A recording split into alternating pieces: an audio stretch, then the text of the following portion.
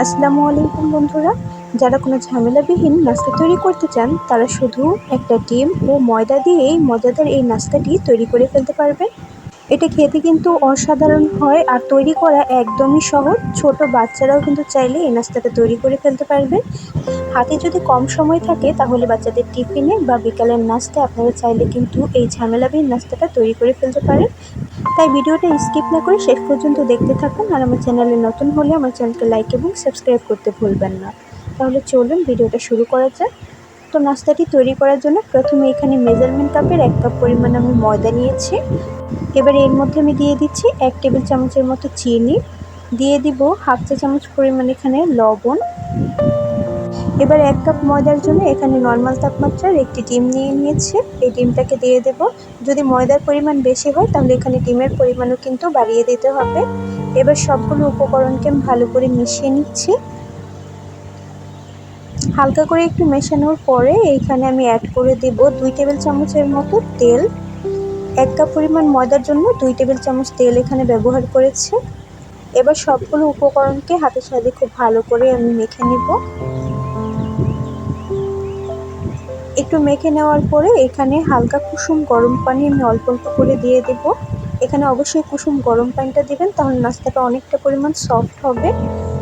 তো ভালো করে অল্প অল্প করে পানি দিয়ে আমি একটা ডো তৈরি করে নিচ্ছি। একবারে যদি পানি দিই তাহলে ডোটা কিন্তু আমার নরম হয়ে যেতে পারে, কারণ অলরেডি এখানে ডিম দেওয়া আছে, এর কারণে কিন্তু ডোটা হাতে লেগে আসবে। তো কিছুক্ষণ মাখার পরে দেখুন ডোটা এইরকম তৈরি হয়েছে। তো হাতে কিন্তু লেগে যাচ্ছে, কারণ এখানে ডিম দেওয়া আছে। তাই আমি কিছুটা পরিমাণ তেল হাতের মধ্যে নিয়ে তারপরে আমি ডোটাকে ভালো করে মেখে নেব। এতে করে ডোটা যেমন সফট হবে তেমনি হাতে লেগেও আসবে না। আর অবশ্যই চেষ্টা করবেন এই ডোটাকে 2-3 মিনিট খুব ভালো করে মথে নেওয়ার, এতে করে নাস্তাটা খুব সফট হয়। তো ডোটা আমার তৈরি করা হয়ে গেছে। এবার হাতের মধ্যে একটু তেল নিয়ে আমি উপর থেকে মাখিয়ে দিচ্ছি। তারপর একটু ভেজা টাওয়াল দিয়ে আমি ঢেকে রেখে দেবো 5 মিনিটের জন্য। ফিরে আসছি 5 মিনিট পর। তো 5 মিনিট পর ফিরে এলাম, দেখুন ডোটা কতটা পরিমাণ নরম হয়ে গেছে। এবার এটাকে আমি আরেকটু মেখে নিচ্ছি। যেহেতু এখানে তেল দেওয়া আছে তাই এবার আর হাতে লেগে যাচ্ছে না। এবার একটা ফিরি বেলনার মধ্যে আমি কিছুটা পরিমাণ ময়দা দিয়ে তারপরে এই ডোটাকে একটু ভালো করে মেখে নিচ্ছি। তারপর রাউন্ড শেপ তৈরি করে নেব। এবার এই ডোয়ের উপর আরও কিছুটা ময়দা দিয়ে তারপরে আমি একটু রুটির মতো বেলে নেব। তবে এটাকে পাতলা করার প্রয়োজন নেই, মোটা করেই বেলতে হবে। আপনারা যে যতটা পরিমাণ চান মোটা করে বেলতে পারেন, কোনো সমস্যা নেই। তো আমি মিডিয়াম সাইজে রেখেছি, আপনারা চাইলে আরও মোটা তৈরি করতে পারেন। তো এইরকম করে আমি রুটিটাকে বেলে নিয়েছি। এবার ছুরির সাহায্যে এই রুটির সাইডের যে অংশগুলোকে আছে আমি কেটে বাদ দিয়ে নেব। এভাবে 4 কোণা শেপে তৈরি করে নেব।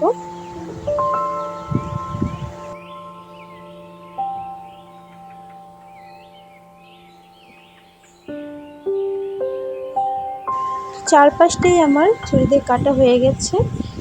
এবার আমি ছুরির সাহায্যে লম্বালম্বি করে এই রুটিটাকে কেটে নেব।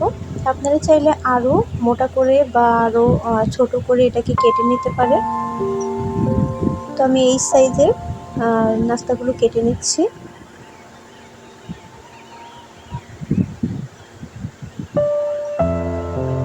একটা নাস্তা দেখুন আমার এইরকম মোটা হয়েছে। এগুলো ভাজার পরে আরও মোটা হয়ে যাবে, তাই আমি এই সাইজ রেখেছি। এবার সবগুলো নাস্তাকে আমি একটা প্লেটের মধ্যে তুলে নিচ্ছি।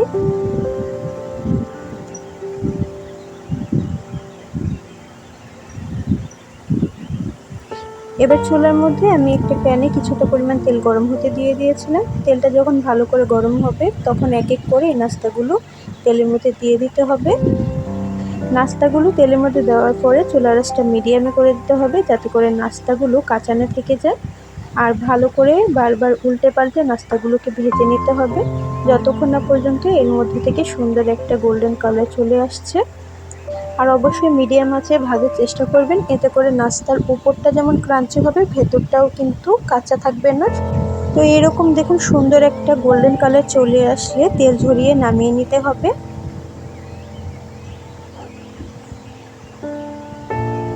তো একই পদ্ধতিতে আমি বাদবাকি নাস্তাগুলো ভেজে নিচ্ছি।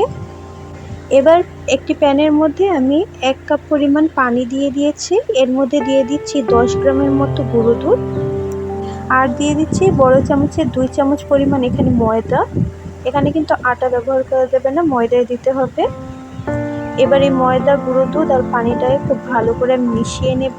আর চুলার আঁচটা অবশ্যই মিডিয়ামে রাখবেন, কারণ ময়দা আর দুধ দেওয়ার পরে এটা নিচে লেগে যাওয়ার সম্ভাবনা থাকবে, তাই বারবার কিন্তু এটাকে নেড়ে ছেড়ে দিতে হবে যাতে করে নিচে লেগে না যায়। 2-3 মিনিট নেড়ে এটাকে মেশানোর পরে এখানে আমি অ্যাড করে দিচ্ছি 1/2 কাপ পরিমাণ চিনি। চিনিটা আপনারা আপনাদের পছন্দ অনুযায়ী কম বেশি করে নেবেন। চিনি দেওয়ার পরে এই ব্যাটারটা আরেকটু পাতলা হয়ে যাবে, তারপরে দেখবেন আস্তে আস্তে ঘন হয়ে যাচ্ছে। অনবরত কিন্তু নাড়তে হবে, না হলে লেগে যাবে। 4-5 মিনিট জাল করার পরে দেখবেন এরকম একটা ঘন ক্রিম তৈরি হয়ে গেছে। এবার আমি চুলাটা বন্ধ করে দেব, কারণ ঠান্ডা হওয়ার পরে এই ক্রিমটা আরও বেশি ঘন হয়ে যাবে।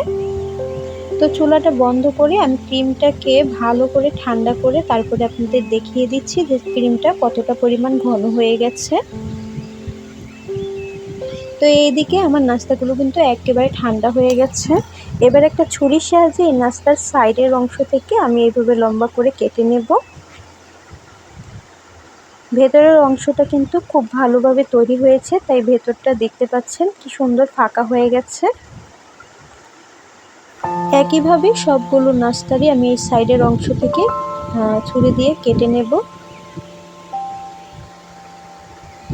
তো সবগুলো নাস্তাই একইভাবে আমি সাইডের অংশটা কেটে নিয়েছি। এবার যে ক্রিমটা আমি তৈরি করেছিলাম ওটা আমি একটা পলির মধ্যে এভাবে ভরে নিয়েছি। এবার পলির এই নিচের অংশটাকে আমি একটা কেচি দিয়ে কেটে নেব। এভাবে ক্রিমটা যদি পলিতে ভরে নেন তাহলে আপনাদের নাস্তার ভেতরে এই ক্রিমটা দিতে সুবিধা হবে। একটি নাস্তার মধ্যে আপনাদের ক্রিম দিয়ে আমি দেখিয়ে দিচ্ছি।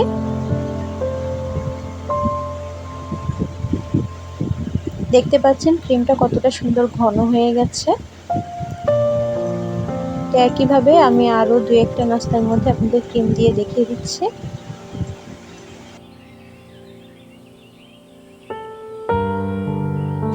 একই পদ্ধতিতে আমি সবগুলো নাস্তার ভিতরে ক্রিম দিয়ে তারপরে আপনাদেরকে দেখিয়ে দিচ্ছি। এবার সবগুলো নাস্তার মধ্যে ক্রিম ভরা হয়ে গেছে। এবার একটি নাস্তা আপনাদেরকে আমি ভেঙে দেখিয়ে দিচ্ছি। দেখুন ভিতরটা কিন্তু ক্রিম দিয়ে ভরা আর খেতেও অসাধারণ। এই নাস্তাটা ছোট থেকে বড় সবারই কিন্তু কম বেশি খুব পছন্দ হবে, বিশেষ করে বাচ্চাদের, কারণ বাচ্চারা কিন্তু এইরকম মিষ্টি জাতীয় নাস্তা খেতে খুব বেশি পছন্দ করে। তাই বাড়িতে আপনারা একবার অবশ্যই ট্রাই করবেন, আর আমাকে কমেন্ট করে জানাতে ভুলবেন না যে আমার এই রেসিপিটা আপনাদের কাছে কেমন লেগেছে। ভিডিওটা ভালো লাগলে আমার চ্যানেলকে লাইক এবং সাবস্ক্রাইব করে পাশে থাকা বেল বাটন অন করে দেবেন। এতে করে আমার চ্যানেলের নতুন নতুন ভিডিও আপনাদের কাছে সবার আগে পৌঁছে যাবে। দেখা হবে অন্য কোনো ভিডিও নিয়ে। ততক্ষণ সবাই ভালো থাকবেন, সুস্থ থাকবেন। আল্লাহ হাফেজ।